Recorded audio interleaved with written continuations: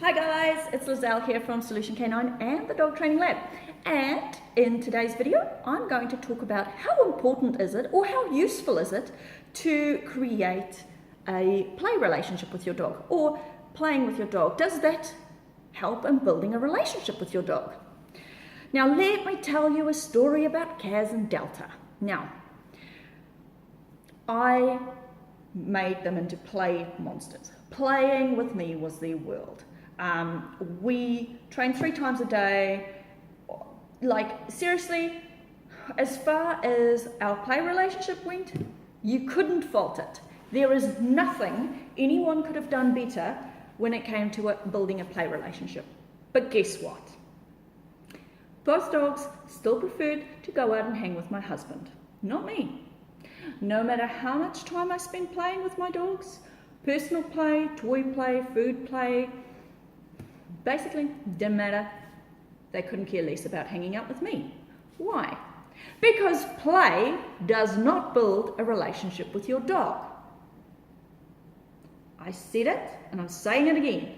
Play does not build a relationship with your dog. It makes you into your dog's personal slave.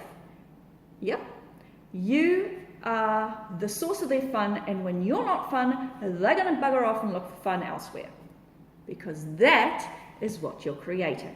Now, I don't care if you believe me or not. Play is useful for creating fabulous obedience, but when it comes to, if you think play builds a relationship, you're sorely mistaken. Now, if I didn't have toys on me, if I wasn't playing with my dogs, there was no relationship.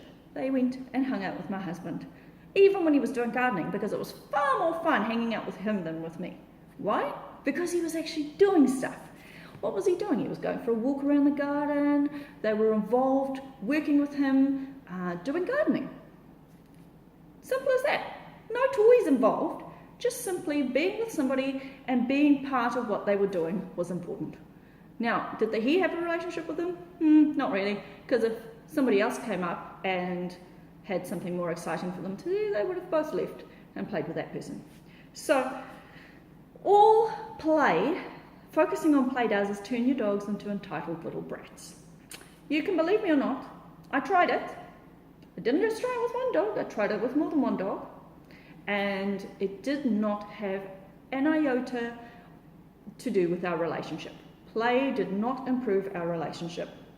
Trust me, when I say I really worked hard at it, I wanted my dogs to be loyal to me. I wanted my dogs to choose me. They didn't choose me. Now with Raven, I haven't done any such thing, and yet she chooses me. Interesting, isn't it? Now, in fact, it has taken me 2 years to get Kaz to settle after I've built so much drive and desire to play in her. It's taken her 2 years, or well, it took her 2 years, because it's probably been another 2 years or a year or so since. And she is finally able to settle and be calm and care about me, not the ball. Yep, her life began and ended with that ball. Nothing else. Not me. Wasn't about me. So, how do you build a relationship with your dog? Well, in short, because I'll deal with this in another post or another video, depending on what my mood feels like. If I'm in the mood for chatting to you guys on video, I'll do a video. Walks, both on leash and off leash walks. Now, what does that mean? That doesn't mean your dog gets to drag you to the local park. And it doesn't mean you take your dog to the local park to play with other dogs. Neither of those two things will build a relationship with your dog. It means you need to teach your dog how to behave on leash, and you need to teach your dog that you are important to your dog when they're having fun off leash. Anyway, we'll go into more details in another video or post. In the meantime, happy training, and I hope this has helped you guys. And if you've struggled with building a relationship with your dogs despite all the play you've done, trust me, now you understand why. Happy training!